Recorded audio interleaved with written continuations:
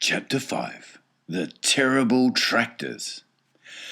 As the sun rose the next morning, Boggis and Bunce and Bean were still digging.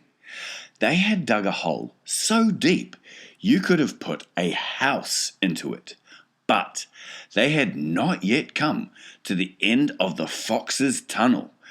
They were all very tired and cross. "Dang and blast," said Boggis. "Whose rotten idea was this?" "Bean's idea," said Bunce. Boggis and Bunce both stared at Bean.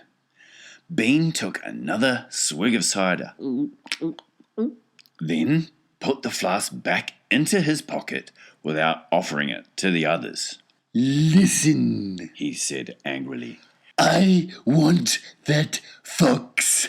I'm going to get that fox. I'm not giving in till I've strung him up over my front porch, dead as a dumpling." "We can't get him by digging, that's for sure," said the fat Boggis. "I've had enough of digging." Bunce, the little pot-bellied dwarf, looked up at Bean and said, "Have you got any more stupid ideas then?" "What?" said Bean. "I can't hear you." Bean never took a bath. He never even washed. As a result, his ear holes were clogged with all kinds of muck and wax and bits of chewing gum and dead flies and stuff like that. This made him deaf. "Speak louder," he said to Bunce, and Bunce shouted back, "Got any more stupid ideas?" Bean rubbed the back of his neck with a dirty finger. He had a boil coming there and it itched.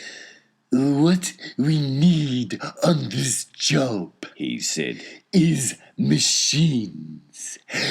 Mechanical shovels. We'll have 'em out in 5 minutes with mechanical shovels." This was a pretty good idea, and the other two had to admit it. "All right then," Bean said, taking charge. "Boggis, you stay here and see the fox doesn't escape. Bunce and I will go and fetch our machinery.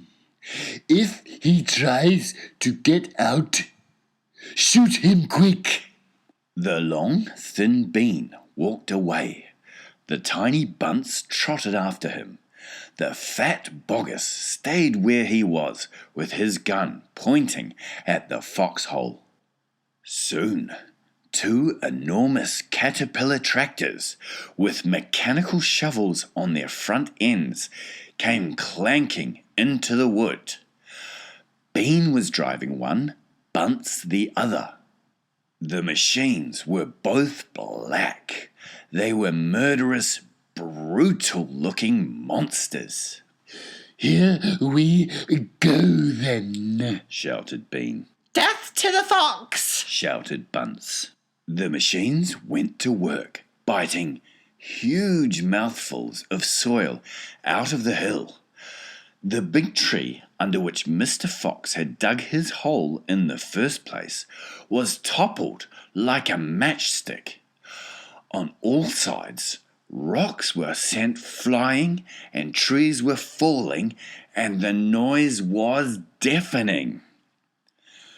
Down in the tunnel, the foxes crouched, listening to the terrible clanging and banging overhead. "What's happening, Dad?" cried the small foxes. "What are they doing?" Mr. Fox didn't know what was happening or what they were doing. "It's an earthquake," cried Mrs. Fox. "Look," said one of the small foxes. "our tunnel's got shorter. I can see daylight." They all looked round, and yes, the mouth of the tunnel was only a few feet away from them now, and in the circle of daylight beyond they could see the 2 huge black tractors almost on top of them. "Tractors!" shouted Mr. Fox. "And mechanical shovels! Dig for your lives! Dig, dig, dig!"